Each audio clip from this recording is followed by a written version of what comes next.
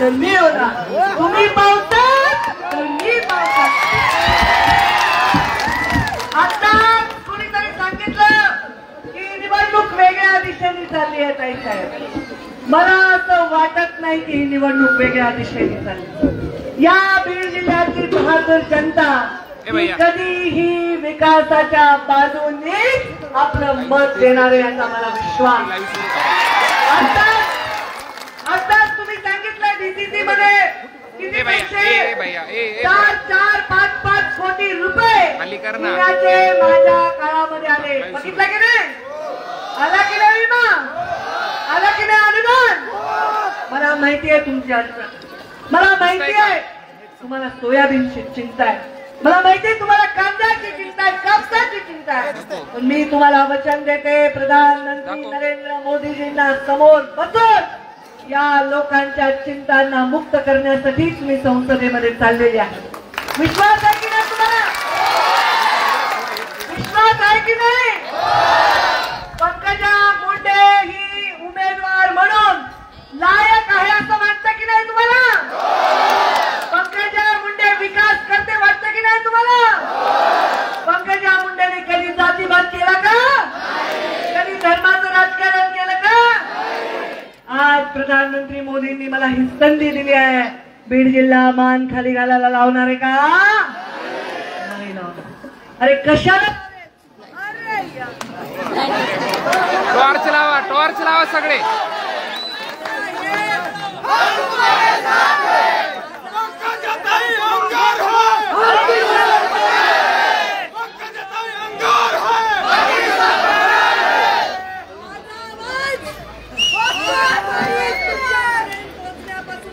मावशी थोडं सारखं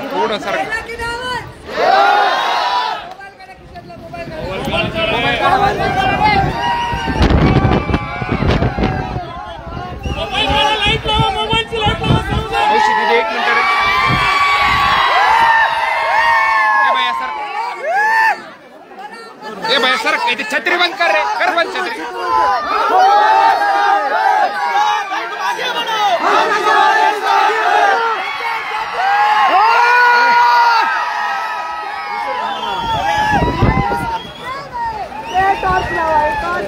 थोड्या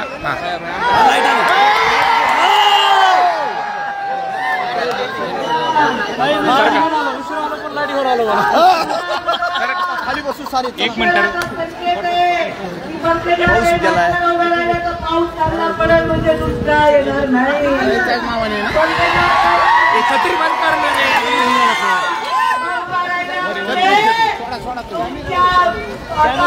पैशाचा पाऊस पडेल, विमा सुटणार नाही.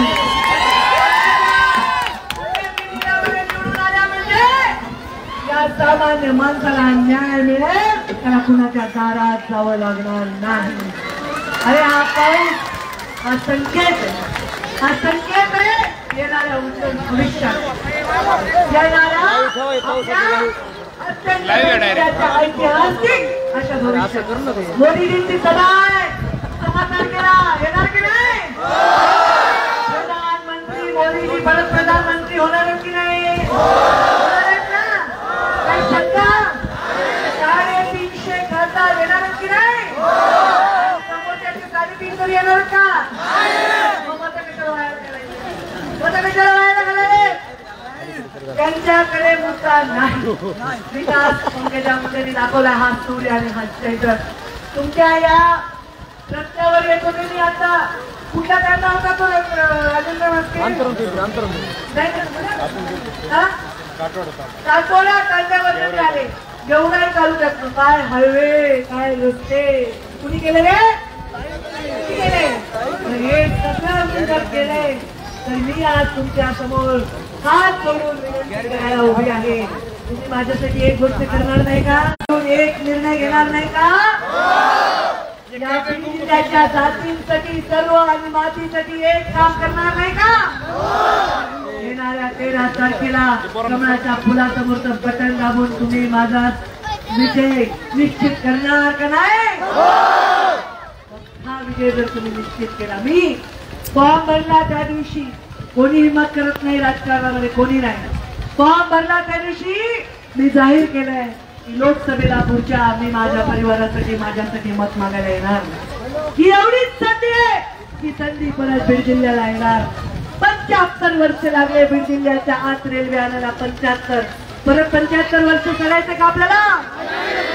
आपल्याला प्रधानमंत्री नरेंद्र मोदीजींच्या नेतृत्वाखाली आपल्या लेकीला तिथं पाठवायचं. या माऊल्यांचे सगळे प्रश्न मार्गी लावेल. पाणी देईन प्यायला, टँकर मुक्त गाव करीत, बचत गटाची चळवळ करीत, ऊसतोड कामगारांना हातातला कोयता काढून टाकण्यासाठी आता 34% भाववाढ दिली का नाही? एवढं सगळं जर करायला हो म्हणाला तर मतदानाला काय प्रॉब्लेम आहे? काय प्रॉब्लेम आहे का?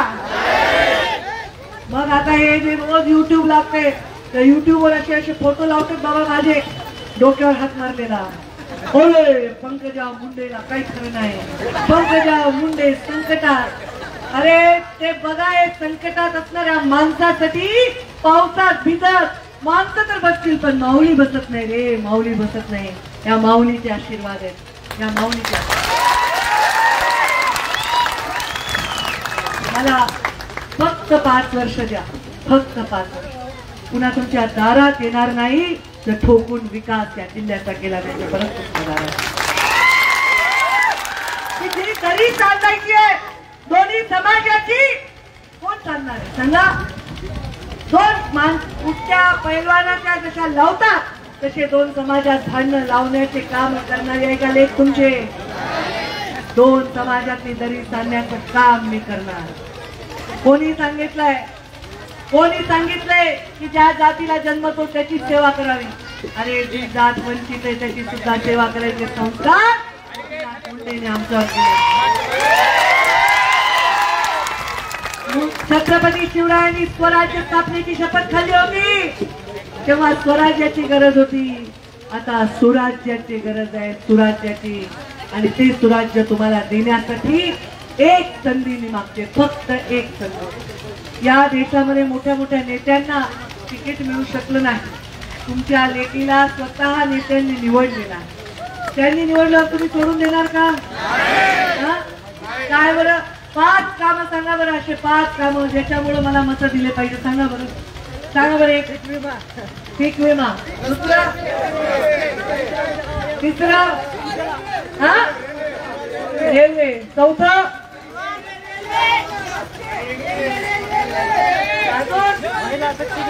जलयुग शिवार, बचत गट.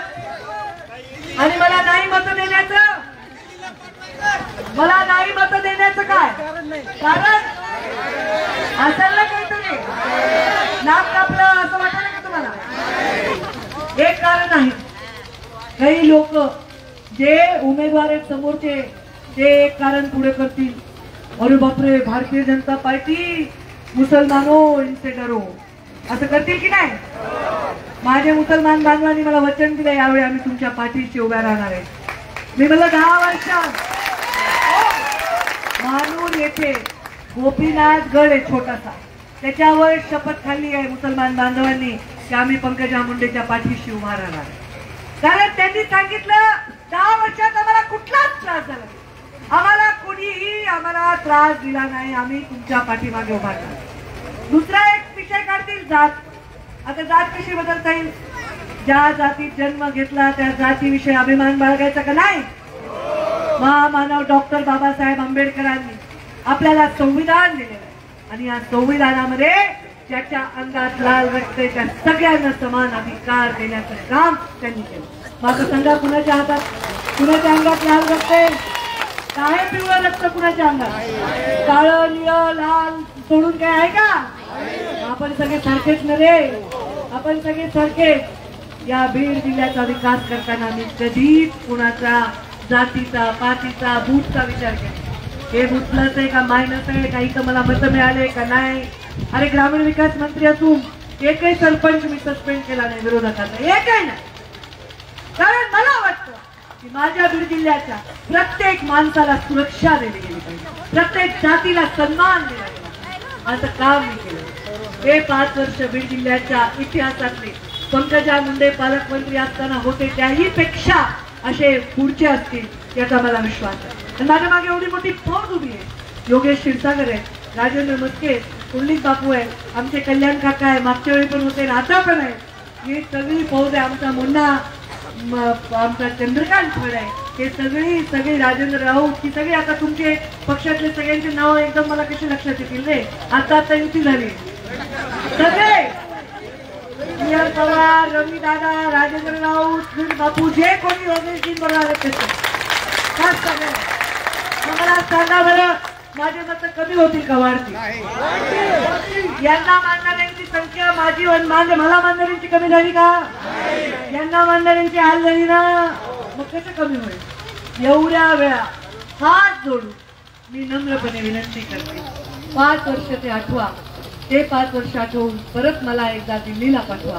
दिल्लीला जाऊन तुमची सेवा करेन, शेतकऱ्यांच्या हिताचे निर्णय घेईन, शेतकऱ्याच्या पिकाला हमीभाव देण्यासाठी तुमची लेख संसदेत लढताना दिसेल, वंचितांसाठी, पीडितांसाठी.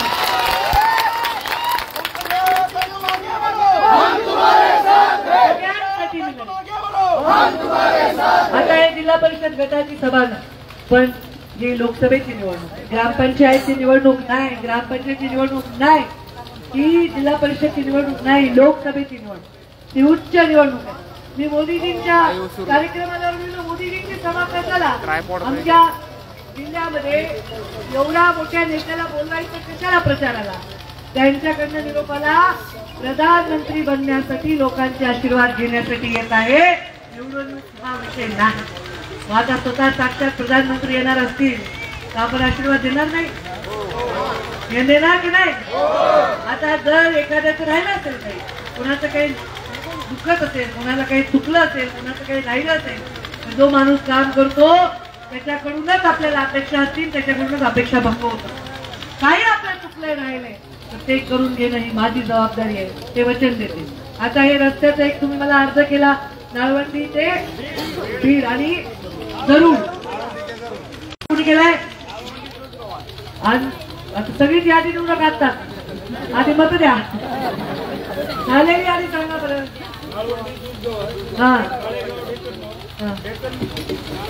काळेगाव, ढेकण मोह, नाळवंडी, जुज जवळ, ढेकण मोह, कराळवाडी, निरुमवाडी, मानपूरवाडी ते आंबेसावळी, जवळ आपल्या भागातले सर्व रस्ते मुख्यमंत्री ग्राम सडक योजनेअंतर्गत आणि आता मुख्यमंत्री ग्राम सडक योजने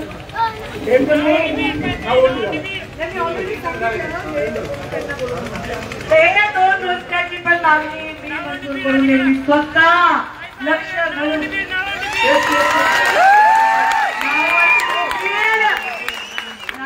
बीड आणि नाळवंडी जरूर मी स्वतः जाऊन तुमच्यासाठी रस्ता मंजूर करून आणून देईन.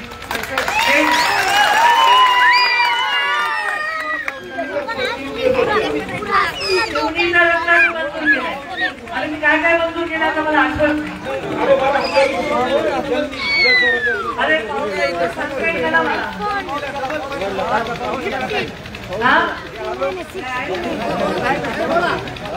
बरं, आता सगळं मी केलंय, तुम्हीच म्हणायला तुम्हाला काय करायचं राहिलं आता? आणि खूप वेळ दोन्ही बाजूने आपलेच माणसं असणार आहे, काय तिसरी पण बाजू आपलीच असणार, समजून करा.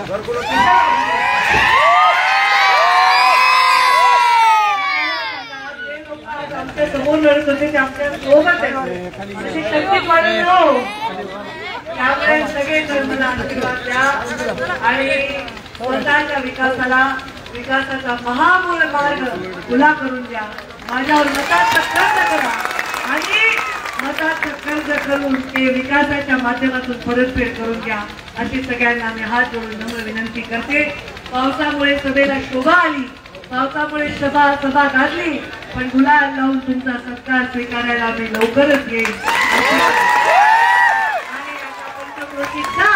प्रचार करा, कार्यकर्त्यांच्या भेटी घ्या, हात जोडा, पाया पडा, त्यांचा आशीर्वाद घ्या आणि आपल्या ताईसाठी एक मत घ्या. जे प्रत्येक जण जे माझ्यावर प्रेम करतं त्याला मला एकच वचन मागायचे, जे मत मायनस झाले दहावीत असतात ना थोडस माईंड त्यांचं बिघडलं असे 20 मताची जबाबदारी प्रत्येकाने घ्यायची 20 मतं जे निगेटिव्ह आहेत ते पॉझिटिव्ह करणार ती जबाबदारी तुम्ही सर्वांनी घ्यायची बघा आपला विजय केवढा मोठा पोलीस मला आशीर्वाद द्या आणि आता किती वेळ दिसते म्हणून पावसामुळे गडबड झाली सगळी आता काय बोलू आपल्या काळामध्ये 70 वर्षाचे घरकुल भेटले ते 10 वर्षामध्ये करोना सगळं झालेलं बाळा आता एक चित्र विचारा आमचं चित्र बदललं नाही आयुष्यात आमच्याकडे एकच चिन्ह आयुष्य केलं आपलं एकच चिन्ह आता कमळावर घड्याळ पण लागलंय म्हणजे बघा आता काय पुन्हा आमचं रासपा आहे शिवसेना आहे रिपाई आहे सगळ्यांची युती आहे तुम्ही सर्वजण मला पूर्ण जण एक मत करून आणा एवढंच तुम्हाला आवाहन करते आणि गुलाल लावल्यानंतर सभेला येण्याचं वचन देते आणि माझ्या वाणीला विराम देते धन्यवाद